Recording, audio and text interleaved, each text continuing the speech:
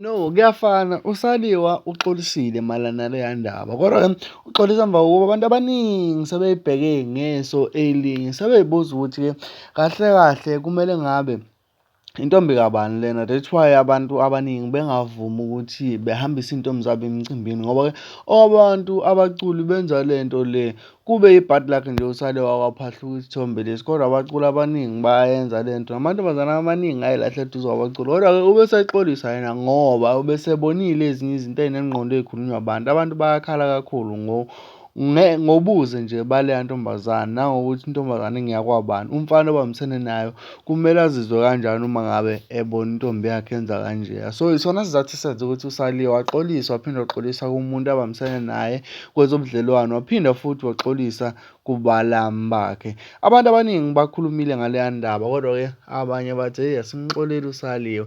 Kodwa-ke okunye kuqale nje kuyihlaya ukuthi hhayi, kwafika isithombe engasifakele, kwase kwafaka imvubu, kwase kwafaka esesifake. Uzokhumbula ukuthi imvubu yayingqwele ilungise iy'nto ey'ningi, kodwa-ke angazi ukuthi ngampela indaba kaSaliwa izothiwani, kodwa-ke kubukeka kuyi-part of marketing enhle. Umuntu nje osesele edlangalaleni iyona leya ntombazane.